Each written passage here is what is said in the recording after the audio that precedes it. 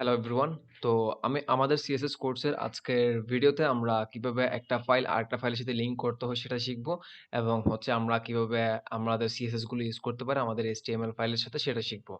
তো আমি আশা করছি আপনারা আমার যে আপনার এইচটিএমএল এর সম্পর্কে আইডিয়া আছে। যদি না থেকে থাকে তাহলে আমার একটা এইচটিএমএল এর একটা ক্র্যাশ কোর্স আছে। যেখানে আমি এইচটিএমএল এর যা শিখা প্রয়োজন অ্যাজ এ বিগিনার সবকিছু দেখিয়েছি।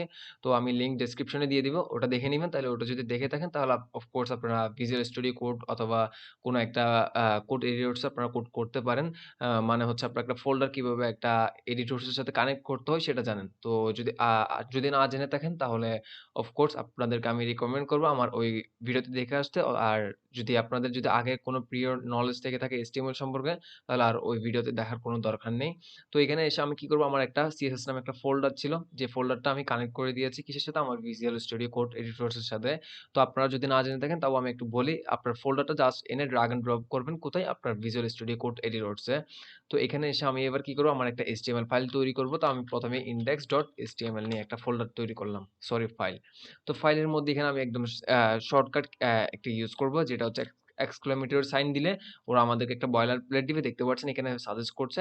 যখন আমি এটাতে ক্লিক করব আমার একটা HTML একটা আ এম আমাকে বয়লার প্লেট দিয়ে দিচ্ছে। তো এখানে আ নেমটা চেঞ্জ করে দিব হচ্ছে আ লার্ন CSS। তো এটা হচ্ছে আমার টাইটেল আকারে দেখাবে।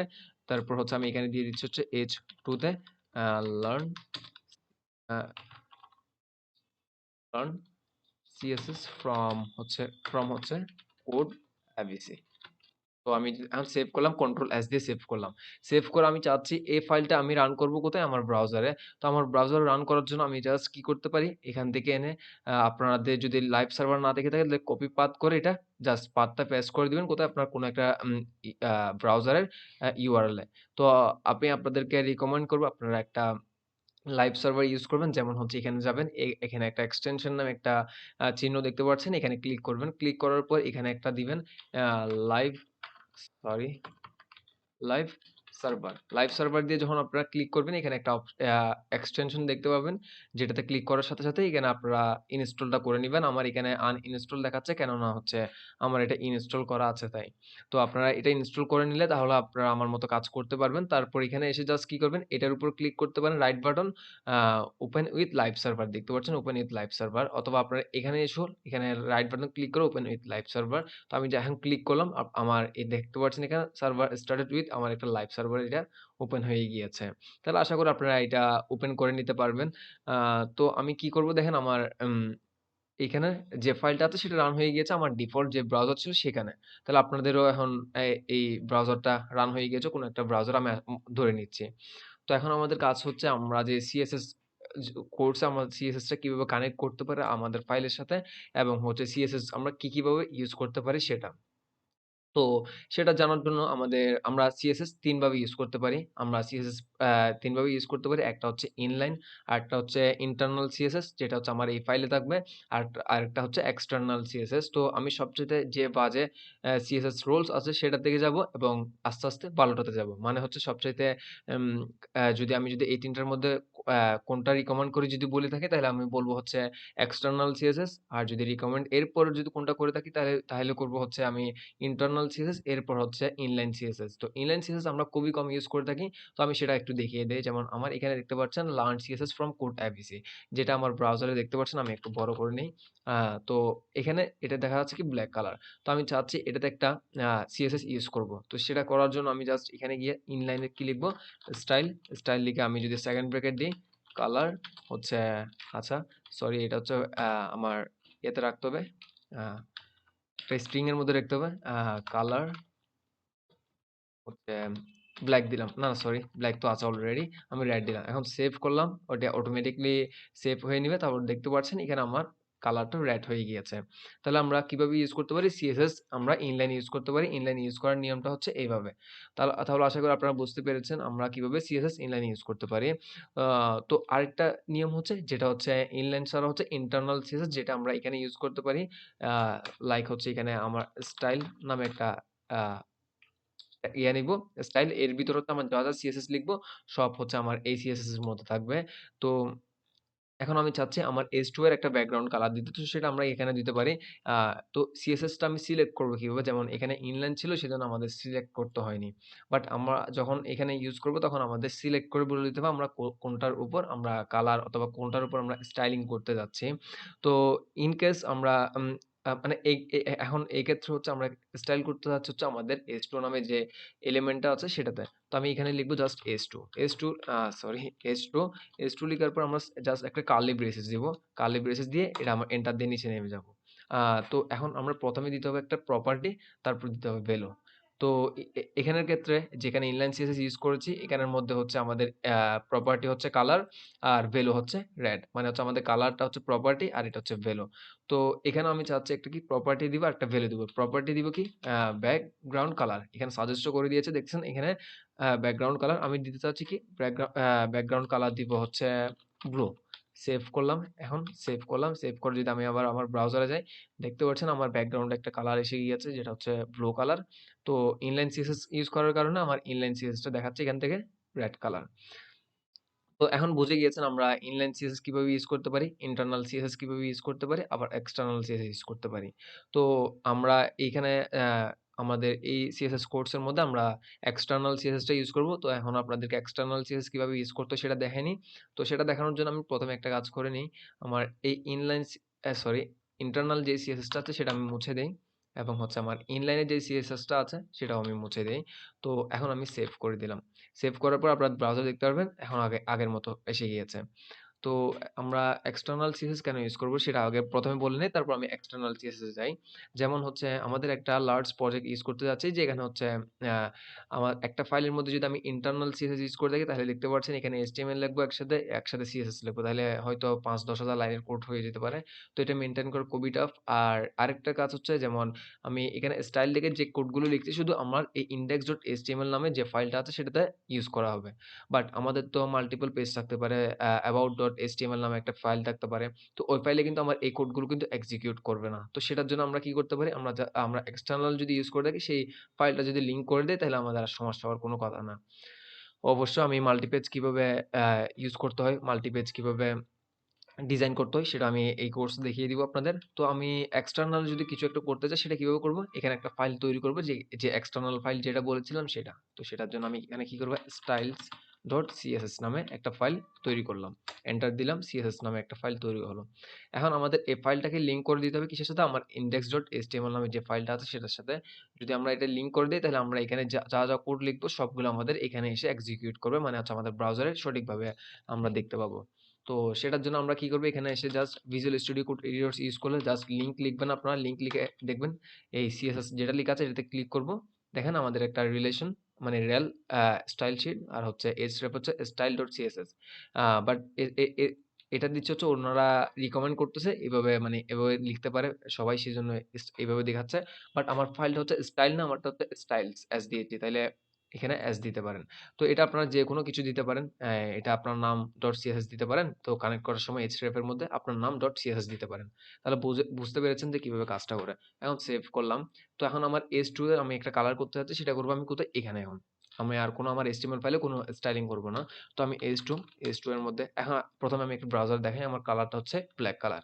তো আমি এখানে যখন কালার করব, কালার কালার হচ্ছে রেড। এখন সেভ করলাম। আমি যদি ব্রাউজারে যাই দেখতে পাচ্ছেন আমার কালারটা রেড হয়ে গেল।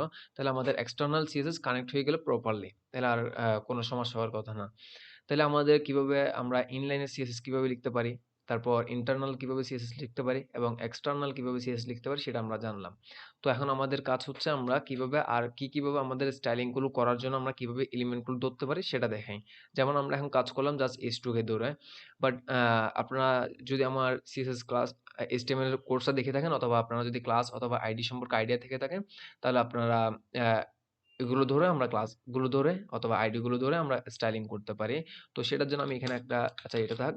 তো এখানে আমি একটা div নিয়ে নেই। div তারপর এখানে div এর মধ্যে লিখলাম hello everyone। তারপর আমি এই সেম divটা আমি আরেকটা কপি করে নেই। আর ৩ বার কপি করে নিলাম। তো আমি এটাতে দিলাম কি আ ক্লাস দিলাম হচ্ছে ফার্স্ট আ আচ্ছা ফার্স্ট দিলাম জাস্ট। এখানে দিলাম হচ্ছে ফার্স্ট। তারপর এখানে দিলাম হচ্ছে সেকেন্ড। তারপর এখানে আমি সিলেক্ট করব কি দিয়ে, আমি এখানে করব হচ্ছে আইডি দিয়ে, ঠিক আছে। তো আমি আইডি দিব এটা কি টার্ড, এখন সেভ করলাম। এখন আমি চাচ্ছি আমার আমি একটু ব্রাউজারে যাই আপনাদের দেখাই। হ্যালো এভরিওয়ান ৩ বার দেখাচ্ছে, কারণ হচ্ছে আমার ৩টা ডিভ এর মধ্যে হ্যালো এভরিওয়ান দেখাচ্ছে। আচ্ছা এখানে দেখি হ্যালো, আমি এখানে লিখি হ্যালো আই এম ফার্স্ট, এটা দিলাম। আমি এটা কপি করে নেই, সরি।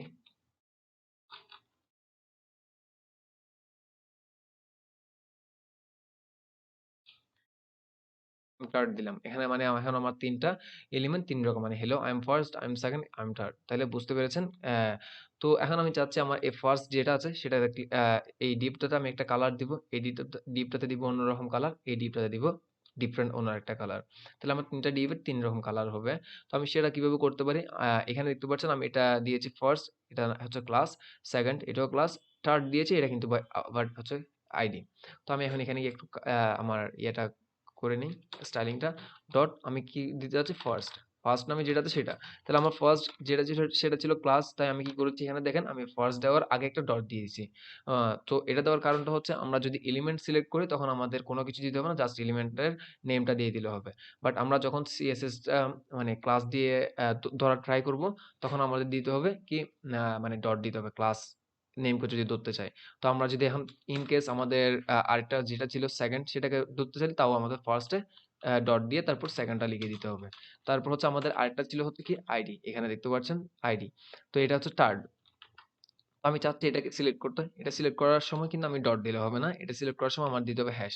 হ্যাশ দিয়ে তারপর আমি ওই আ আইডিটার নেমটা দিয়ে দিব। তাহলে এভাবে হচ্ছে আমার সিলেক্টরটা সিলেক্ট করতে পারি আমরা।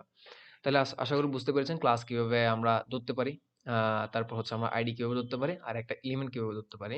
তো এখন তো ধরলাম, জাস্ট আমরা কোনো কিছু করলাম না। তো আমি ফার্স্ট এর মধ্যে আমি একটা কালার দিতে চাচ্ছি। আচ্ছা ব্যাকগ্রাউন্ড কালার দিই। ব্যাকগ্রাউন্ড কালার হচ্ছে এটাতে দিচ্ছি রেড। আ এটা কপি করে নিলাম। আ এখানে দিব হচ্ছে ব্লু। এখানে ব্লু দিচ্ছি। আর এখানে দিব গ্রিন। এখন সেভ করে যদি আমি এখানে যাই দেখতে পাচ্ছেন আমার প্রথমটাতে ব্ল্যাক, এরপরটাতে ব্লু, এরপরটাতে গ্রিন। তাহলে আপনারা বুঝতে পেরেছেন যে সবকিছু ঠিকঠাক কাজ করছে। যদি আমি এখানে যদি ইন কেস আমি যদি হ্যাশটা না দিতাম, তাহলে কিন্তু আমার এটা কাজ করতো না। দেখতে পাচ্ছেন এখানে কোনো কাজ করতেছে না। তাহলে আমাদের যেভাবে ইউজ করার প্রয়োজন, কিভাবে সিলেক্ট করতে হবে সেটা আমরা জেনে গেলাম। তাহলে ওইভাবে আমাদের সিলেক্ট করে আমাদের কাজটা এগিয়ে নিয়ে যেতে হবে। তো এখন আমাদের আরেকটা সিলেক্ট করার আরেকটা উপায় আছে। যেমন আ আমি যদি চাই যে আমার এখানে ব্যাকগ্রাউন্ড কালারটা থাকবে না। আচ্ছা এটাও এখানে ব্যাকগ্রাউন্ড কালারটা থাকবে না, এখানেও থাকবে না, আর হচ্ছে এখানেও থাকবে না। তাহলে এখন আমার দেখেন আমার আগের মতো চলে আসছে সবকিছু। তো এখন আমি চাচ্ছি আমার সব এলিমেন্টকে আমি সিলেক্ট করতে। তো সব এলিমেন্টকে আমি সিলেক্ট করার জন্য কি ইউজ করতে পারি? যদি আমার এই ওয়েবসাইটে যতগুলো এলিমেন্ট আছে সব এলিমেন্টকে আমি যদি সিলেক্ট করতে চাই, সেটার জন্য আমরা ইউজ করতে পারি হচ্ছে স্টার। জাস্ট স্টার দিয়ে আমি যদি এখন দেই যে কালার আ গ্রিন, সেভ করলাম। দেখতে পাচ্ছেন আমার সব এলিমেন্ট কিন্তু গ্রিন হয়ে গেছে। আ তো আ এখানে আসি। হ্যাঁ, আমার সব এলিমেন্ট কিন্তু গ্রিন হয়ে আছে। আ বাট H2 টা হয়নি, কারণ হচ্ছে এটাতে আমি একটা কালার দিয়েছি, ডিফারেন্ট একটা কালার। যদি আমি এটা যদি অফ করে দেই, তাহলে আমি যদি এখানে যাই দেখতে পাচ্ছেন ওইটাও কিন্তু গ্রিন হয়ে গিয়েছে। বাট আমি চাচ্ছি না এটা গ্রিন থাক, তাই সেজন্য আমি এটাতে কি করে দিচ্ছি, একটা আলাদা ডিফারেন্ট একটা কালার দিয়ে দিয়েছি। সেই কারণে এটা রেড কালার থেকে গিয়েছে আর এগুলো হচ্ছে গ্রিন কালার। তাহলে আপনারা বুঝতে পেরেছেন আমাদের যদি কখনো এভাবে প্রয়োজন হতে পারে যে আমার সব এলিমেন্টকে ধরতে হবে, সব এলিমেন্টকে ধরে কোনো একটা কিছু স্টাইলিং করতে হচ্ছে, তখন আমরা কি করব? আমরা এই স্টারটা ইউজ করতে পারি। অফ কোর্স আমি স্টারের ইউজ কেসটা আমি আমাদের এই প্লেলিস্টে দেখিয়ে দিব। স্টারের আমাদের প্রতিটা প্রজেক্টে স্টারের ইউজ কেস আছে, যেটা আমাদের প্রথমেই করে নিতে হবে। তো সেটা কেন করতে হবে, কেন করতে হবে না, সব আমি ফিউচারে জানিয়ে দিব। এখন আপনাদের এত কিছু নিয়ে মাথা ঘামানোর দরকার নেই। যদি আপনারা কিভাবে আমাদের সিলেক্টর ইউজ করতে হয়, আম মানে সিলেক্টর গুলো কিভাবে ধরতে হয় সেগুলো যদি জেনে থাকেন, এবং সিএসএস ফাইলটা কিভাবে কানেক্ট করতে হয়, এবং ইনলাইন তারপর ইন্টারনাল, এক্সটার্নাল কিভাবে সিএসএস লিখতে হয় সেটা যদি জেনে থাকেন, তাহলে আপনাদের জন্য নেক্সট ভিডিওতে আপনাদেরকে যাওয়ার জন্য অনুরোধ করছি। তো নেক্সট ভিডিওতে অন্য একটা টপিক নিয়ে আলোচনা করব। তো দেখা হচ্ছে নেক্সট ভিডিওতে। ধন্যবাদ।